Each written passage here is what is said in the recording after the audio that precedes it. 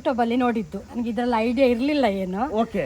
ಮತ್ತು ನಾನು ತಂದದ್ದು ಐದೇ ಗಿಡ ತಂದು ಅದು ಅಡಿಕೆ ಮರದ ಇದರಲ್ಲಿ ನಟ್ಟು ಅದನ್ನು ಸ್ವಲ್ಪ ಉದ್ದ ಆದಮೇಲೆ ನಾನೇ ಅದರದ್ದು ಕಸಿ ಮಾಡಿ ಇದು 35 ಮಾಡಿ ಒಟ್ಟಿಗೆ 20 ಕಲ್ಲಿಗೆ ನೆಟ್ಟಿದ್ದೇನೆ.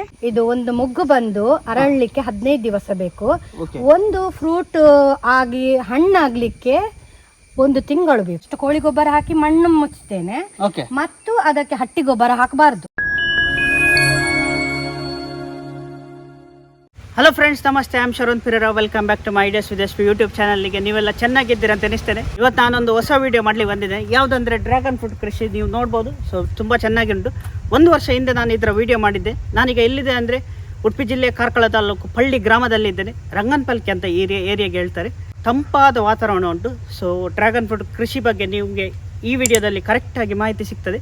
ಸೊ ಯಾರೆಲ್ಲ ಮಾಡಲಿಕ್ಕೆ ಪ್ಲ್ಯಾನ್ ಮಾಡ್ತಿದ್ದೀರಿ ಈ ವಿಡಿಯೋ ತಪ್ಪದೆ ನೋಡಿ.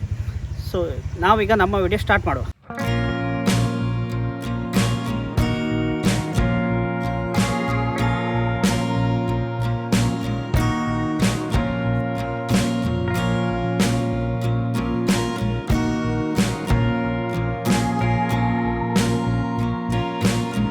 ಫ್ರೆಂಡ್ಸ್, ನಮ್ಮೊಟ್ಟಿಗಿದ್ದಾರೆ ಎಲಿಸಾ ಡಿಸೋಜಾ. ನಮಸ್ತೆ ಮ್ಯಾಮ್. ಹೇಗಿದ್ದೀರಿ ಮ್ಯಾಮ್? ಸೌಖ್ಯ ಇದ್ದೇನೆ. ಸೊ ಎಷ್ಟು ವರ್ಷದಿಂದ ಡ್ರ್ಯಾಗನ್ ಫ್ರೂಟ್ ಕೃಷಿ ಮಾಡ್ತಿದ್ರಿ ಮ್ಯಾಮ್? ನಾನು ಇದು 2 ವರ್ಷ ಆಗ್ತದೆ ಇನ್ನು ಡಿಸೆಂಬರಿಗೆ. ಓಕೆ. ಹೌದು, ಒಂದು 10 ತಿಂಗಳಲ್ಲಿ ನನಗೆ ಒಂದು ಇದಾಗಿದೆ. 10 ತಿಂಗಳಲ್ಲಿ ಅದು ನೆಕ್ಸ್ಟ್ ಹೋದ ವರ್ಷ ಸ್ವಲ್ಪ ಕಡಿಮೆ ಇತ್ತು. ಓಕೆ. ಈ ವರ್ಷ ಸಾಧಾರಣ ಉಂಟು. ಈಗ ಎಷ್ಟು ಗಿಡಗಳುಂಟು? ಫಸ್ಟ್ ಇಯರ್ ತರುವಾಗ ನೀವು ಎಷ್ಟು ಗಿಡ ತಂದಿದ್ರಿ ಮ್ಯಾಮ್? ನಾನು ಆನ್ಲೈನಲ್ಲಿ ಯೂಟ್ಯೂಬಲ್ಲಿ ನೋಡಿದ್ದು. ನನಗೆ ಇದರಲ್ಲಿ ಐಡಿಯಾ ಇರಲಿಲ್ಲ ಏನು. ಓಕೆ. ಮತ್ತು ನಾನು ತಂದದ್ದು ಐದೇ ಗಿಡ ತಂದು ಅದು ಅಡಿಕೆ ಮರದ ಇದರಲ್ಲಿ ನಟ್ಟು ಅದನ್ನು ಸ್ವಲ್ಪ ಉದ್ದ ಆದಮೇಲೆ ನಾನೇ ಅದರದ್ದು ಕಸಿ ಮಾಡಿ ಇದು 35 ಮಾಡಿ ಒಟ್ಟಿಗೆ 20 ಕಲ್ಲಿಗೆ ನೆಟ್ಟಿದ್ದೇನೆ. 2 ಗಿಡ ನಟ್ಟಿದ್ದು. 4 ಗಿಡ ಬೇಕು ಅದಕ್ಕೆ ನೆಡ್ಲಿಕ್ಕೆ. ಆದ್ರೂ 2 ಗಿಡ ನಟ್ಟದ್ದು. ಈಗ ಎಲ್ಲ 4 ಮಾಡಿದ್ದೇನೆ ನಾನು. ಓಕೆ. ಸೊ ಯಾರ್ದು ಹೆಲ್ಪ್ ಸಪೋರ್ಟ್ ಇಲ್ಲದೆ ನೀವೇ ಯೂಟ್ಯೂಬ್ ಅಲ್ಲಿ ನೋಡಿ ಕಲ್ತಿದ್ದು ಮಾಡಿದ್ದು? ಹೌದು, ಕಲ್ತು ಮಾಡಿದ್ದು. ಹೌದು. ಓಕೆ. ಇದು ಗ್ರೇಟ್ ಇನ್ಸ್ಪಿರೇಷನ್ ಅಂತ ಹೇಳ್ಬೋದು. ಇದು ಸಹ ಯೂಟ್ಯೂಬ್ ಅಲ್ಲಿ ಬರ್ತಾ ಉಂಟು. ಸೊ ಮತ್ತೆ ಎಂತ ಇದೆಲ್ಲ ಕೆಲಸ ನಿಮ್ಗೆ ಎಂತ ಡಿಫಿಕಲ್ಟಿ ಬಂತು, ಕಷ್ಟ ಏನು ಬಂತು ಮಾಡುವಾಗ? ಏನಿಲ್ಲ, ಮೊದ್ಲೇ ಅಂದ್ರೆ ನನ್ಗೆ ಐಡಿಯಾ ಇರ್ಲಿಲ್ಲ. ಸ್ವಲ್ಪ ದೂರ ನಡ್ಬೇಕಿತ್ತು ನಾನು. ಇದು ನಟ್ಟದ್ದು ಸ್ವಲ್ಪ ಹತ್ತಿರ ಆಯ್ತು. ಸರಿ. ಆದ್ರಿಂದ ತುಂಬಾ ಏನಿಲ್ಲ, ಇದಕ್ಕೇನು ಕೆಲಸ ತುಂಬಾ ಇಲ್ಲ. ಒಂದ್ಸಲ ನಾವು ಇನ್ವೆಸ್ಟ್ ಮಾಡಿದ್ರೆ ಅದಕ್ಕೆ ಟೈರ್ ಹಾಕುವುದು, ವೆಲ್ಡಿಂಗ್ ಮಾಡುವುದು ಎಲ್ಲ ಮಾಡಿದ್ರೆ ಅದಕ್ಕೇನು ತುಂಬ ಇದಿಲ್ಲ. ಬಿಸಿಲು ಒಳ್ಳೆ ಬೇಕು. ಓಕೆ. ಅದ ಮತ್ತು ಜಾಗ ಒಳ್ಳೆ ಇದ್ರೆ ಆಗ್ತದೆ. ಯಾವ ನೆರಳಲ್ಲಿ ಆಗುದಿಲ್ಲ, ಇದು ನೆರಳಲ್ಲಿ ಆಗುದಿಲ್ಲ. ಓಕೆ. ಈಗ ಮಳೆಗಾಲ ಜಾಸ್ತಿ, ಸೊ ಅದಕ್ಕೆ ನೀರು ನಿಲ್ಬೇಕಾ ಹೋಗ್ಬೇಕಾ ಇನ್ನು ಹೇಗೆ ಸ್ವಲ್ಪ ಹೇಳ್ಬೋದಾ? ಹೌದು, ಅದಕ್ಕೆ ನೀರು ನಿಲ್ಬಾರ್ದು. ಯಾಕೆಂದ್ರೆ ಅದಕ್ಕೆ ಮಣ್ಣು ತುಂಬಾ ಬೇಕು. ಅದಕ್ಕೆ ಬುಡಕ್ಕೆ ತುಂಬಾ ಏನು ಈಟ ಹಾಕ್ಲಿಕ್ಕಿಲ್ಲ. ಒಂದು ಕೋಳಿ ಗೊಬ್ಬರ ಹಾಕಿ ಮಳೆಗಾಲದ ಮುಂಚೆ 2-3 ಬಟ್ಟಿಯಷ್ಟು ಮಣ್ಣು ಹಾಕಿ ನೀವು ಅದಕ್ಕೆ ಇದು ಮಾಡುದು. ನೀರು ನಿಲ್ಬಾರ್ದು. ನೀರು ನಿಲ್ದ್ರೆ ಕೊಳ್ತು ಹೋಗ್ತದೆ. ಸೊ ನೀರು ಹರಿದು ಹೋಗ್ಬೇಕು. ಓಕೆ. ಹೌದು. ಮತ್ತೆ ಈಗ ಹೊಸೊಬ್ರು ಮಾಡೋದಾದ್ರೆ ಎಷ್ಟು ಗ್ಯಾಪ್ ಇಡಬೇಕು? 1ರಿಂದ 1 ಅಂದ್ರೆ 8 ಅಡಿ ಅಗಲ ಮತ್ತು ಉದ್ದ 9 ಅಡಿ ಉದ್ದ ಇಡಬೇಕು. ಮತ್ತೆ ಹೊಸೊಬ್ರು ಈಗ ನಡೆಯುವಾಗ ಎಷ್ಟು ಆಳ ಇಡಬೇಕು ಒಂದು ಗಿಡವನ್ನು? ಅಂದ್ರೆ ಮೊದಲು ಅದು ಕಲ್ಲು ಊರ್ಬೇಕು. ಓಕೆ. ಆ ಕಲ್ಲು ಗಟ್ಟಿಯಾಗಿ ಊರಿ 2-3 ಬಟ್ಟಿಯಷ್ಟು ಮಣ್ಣು ಹಾಕಿ ಅದಕ್ಕೆ ಒಂದೊಂದು ಗಿಡ ಅದರ ಹತ್ತಿರ ಇಡಬೇಕು. ಹತ್ತಿರ ಇಡ್ಬೇಕು. ಯಾಕಂದ್ರೆ ಅದು ಹಿಡ್ಕೊಂಡು ಹೋಗ್ತದೆ ಅದು ಕಲ್ಲಿಗೆ. ಹೌದು, ಅದು ಕಟ್ತಾ ಇರ್ಬೇಕು. ಹೊರಗೆ ಬಂದ್ರೆ ಕಟ್ತಾ ಇರ್ಬೇಕು ಅಷ್ಟೇ. ಹೌದು. ಇಲ್ಲಿ ಅರ್ಧ ತನಕ ಬಂದಾಗ ನೀವು ಅದು ವೆಲ್ಡರ್ ಶಾಪಿಗೆ ಕರೆದುಕೊಂಡು ವೆಲ್ಡಿಂಗ್ ಮಾಡ್ಬೇಕು. ಅದು ಇದು ಪಟ್ಟಿ ಮಾಡ್ಬೇಕು. ಮತ್ತು ಒಂದು ಟೈರ್ ತಂದು ಟೈರ್ ಅಲ್ಲಿ ನಿಲ್ಲಿಸ್ಬೇಕು. ಅದು ಗಿಡ ಅದರ ಒಳಗಿಂದ ಹೋಗ್ಬೇಕು, ಹೊರಗೆ ಬೆಳ್ಬೇಕು. ಇಲ್ಲದಿದ್ರೆ ಅದು ಎಂತ ಆಗ್ತದೆ ಅಂದ್ರೆ ಕೆಳಗೆ ಬೀಳ್ತದೆ. ಭಾರ ಆದಾಗ ಕೆಳಗೆ ಬೀಳ್ತದೆ. ಅದು ಏನು ಪ್ರಯೋಜನ ಇಲ್ಲ. ಮತ್ತೆ ಅದೇ ಕಟ್ಟಿಕೊಂಡು ಅದರ ಟೈರ್ ಮೇಲೆ ಬಂದ ಮೇಲೆ ಅದಕ್ಕೆ ಕೆಲಸ ಇಲ್ಲ. ಅದೇ ಹೋಗ್ತಾ ಇರ್ತದೆ. ಹೌದು. ಈಗ ಹೊಸೊಬ್ರು ಕರೆಕ್ಟ್ ಟೈಮ್ ಯಾವ್ದು ನಡೆಯುವುದು? ಅಕ್ಟೋಬರ್ ಇಂದ ಡಿಸೆಂಬರ್ ತನಕ ಯಾವಾಗಲೂ ನಡಬಹುದು. ಓಕೆ. ಸೊ ಡಿಸೆಂಬರ್ ಅಲ್ಲಿ ನಟ್ರೆ ಯಾವಾಗ ಫಲ ಸಿಗ್ತದೆ? ಫಸ್ಟ್ ಫಲ ನನ್ಗೆ ಅಂದ್ರೆ 10 ತಿಂಗಳು ಸಿಕ್ಕಿದೆ. ಆದ್ರೂ ಹೇಳ್ತಾರೆ 1 ವರ್ಷ 1.5 ವರ್ಷ ಬೇಕೆಂದು ಹೇಳ್ತಾರೆ. 1.5 ವರ್ಷ. ಓಕೆ. ಅದು ಅದೇ 1.5 ವರ್ಷದಲ್ಲಿ ಆಗ್ತದೆ. ನಂಗೆ 10 ತಿಂಗಳಲ್ಲಿ ಒಂದು ಫಲ ಸಿಕ್ಕಿದೆ. ಓಕೆ. 10. ಮತ್ತೆ ಡ್ರ್ಯಾಗನ್ ಫ್ರೂಟ್ ಅಲ್ಲಿ ಕೆಲವು ವೆರೈಟಿ ಉಂಟಂತ ಹೇಳ್ತಾರೆ. ಇದು ಯಾವ್ದು ವೆರೈಟಿ ಮ್ಯಾಮ್? ಇದು ಕೆಂಪು ಬೀಟ್ರೂಟ್ ಕಲರ್, ಅದ್ರ ಹೆಸರು ನಂಗೆ ಗೊತ್ತಿಲ್ಲ. ಆದ್ರೂ ಬೀಟ್ರೂಟ್ ಕಲರ್ ಅಂದ್ರೆ ಒಳ್ಳೆ ಸಿಹಿ ಉಂಟು, ಒಳ್ಳೆದುಂಟು. ಓಕೆ, ಮಾರ್ಕೆಟ್ ಅಲ್ಲಿ ಡಿಮಾಂಡ್ ಉಂಟು, ತುಂಬಾ ಡಿಮಾಂಡ್ ಉಂಟು. ಓಕೆ, ಸೊ ನನ್ನ ಲೆಕ್ಕದಲ್ಲಿ ಇದು ವಿಯೆಟ್ನಾಂ ಅಂತ. ಸೊ ನಿಮ್ಗೆ ಗೊತ್ತಿದ್ರೆ ನೀವು ಕಮೆಂಟ್ ಮಾಡಬಹುದು. ಇದು ಕಲ್ಲಲ್ಲಿ ನೆಡ್ಬೇಕು, ಹೀಗೆ ಹೀಗೆ ಹೋಗ್ತಾ ಇರ್ತದೆ. ಆಗ ಒಂದೊಂದು ಇದು ಹೆಗ್ಗೆ ಅಡ್ಡ ಬರ್ತದೆ, ಅದು ನಾವು ಕಟ್ ಮಾಡಿ ನಿಮ್ಗೆ ಕಸಿ ಮಾಡುವುದಾದ್ರೆ ಮಾಡಬಹುದು. ಅದು ಇಲ್ಲಿಂದಲೇ ತಗೊಳ್ಬೇಕು. ಒಂದೊಂದೇ ಗಿಡ ಮೇಲೆ ಹೋಗಿ ಇಲ್ಲಿಂದ ಕಟ್ ಮಾಡಬಾರ್ದು, ಯಾಕೆಂದ್ರೆ ಹೂ ಬರುವುದು ಇದು ಆಗುವುದು ಇದರಲ್ಲಿ.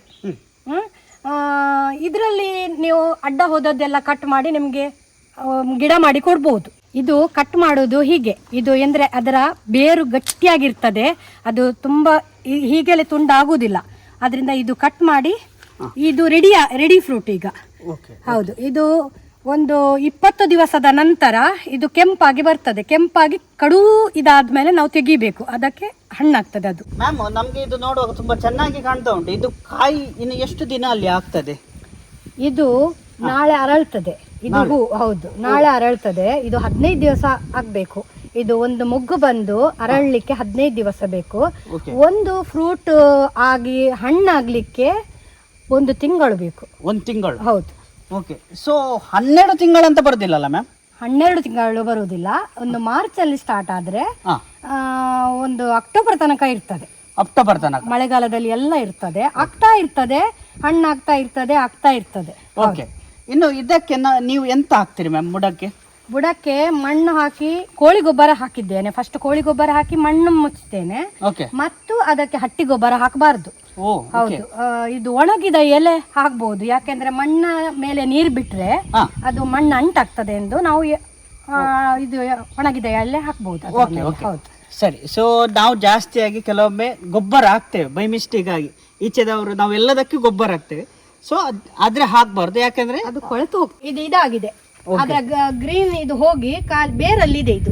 ಓಕೆ ಓಕೆ, ಹೌದು ಹೌದು, ಸರಿ ಸರಿ. ಮ್ಯಾಮ್ ಒಂದು ಗಿಡದಲ್ಲಿ ಎಷ್ಟಾಗ್ತದೆ ಮ್ಯಾಮ್? ಈಗ ಹಣ್ಣು ಎಷ್ಟು ಆಗ್ಬೋದು? ಅದು ನಾನು ಲೆಕ್ಕ ಇಡಿಲಿಲ್ಲ, ಆದ್ರೂ ಒಂದು 20-25 ಆಗ್ತದೆ. ಒಂದ್ಸಲ ಆಗುವಾಗ ಒಂದು 10-20 ಹಾಗೆ ಆಗ್ತದೆ. ಆದ್ರೂ ಎಲ್ಲ ಇದು ಉಳಿತದೆ ಅಂತ ಹೇಳಲಿಕ್ಕೆ ಆಗುದಿಲ್ಲ. ಇದು ನೋಡಿ, ಇದು ಎಲ್ಲೋ ಆಗಿದೆ ಇಲ್ಲಿ, ಅದು ಹೋಗ್ತದೆ. ಇದು ಗ್ರೀನ್ ಅಲ್ಲೇ ಇರಬೇಕು, ಮತ್ತು ಅದು ಅರಳಿದ ನಂತರ ಅದು ಉಳಿತದೆ. ಓಕೆ, ಸೊ ಅದು ಹೇಗೆ ಎಲ್ಲೋ ಆಗುದು? ಅದಕ್ಕೆ ಎಂತಂದ್ರೆ ಎಂತ ಗೊತ್ತಾಗಿಲ್ಲ ನನಗೆ, ಯಾಕೆಂದ್ರೆ ಅದರಲ್ಲಿ ಇದು ಕಡಿಮೆ ಆಗಿ ಆಗ್ಬಹುದು.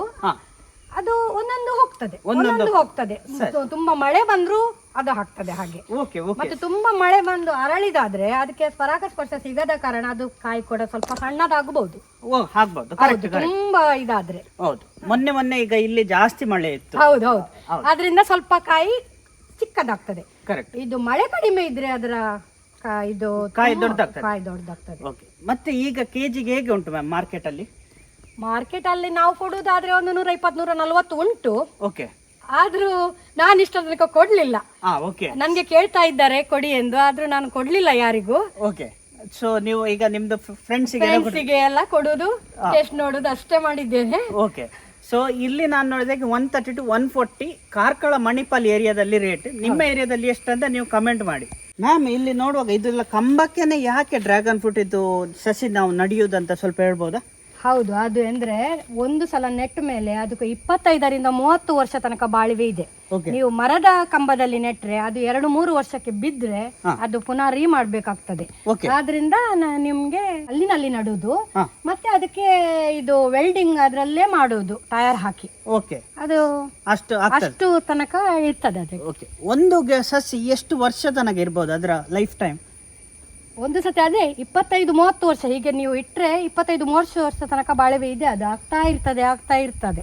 ಅದು ಇಲ್ಲಿ ಚಿಗುರು ಕೊಟ್ಟು ತುಂಬಾ ಇದು ನಾನು 2 ನೆಟ್ಟ ಕಾರಣ ಇಷ್ಟೇ ಇದೆ 2 ವರ್ಷದಲ್ಲಿ. ಇಲ್ಲದಿದ್ರೆ ಫುಲ್ ಕವರ್ ಆಗ್ಬೇಕು.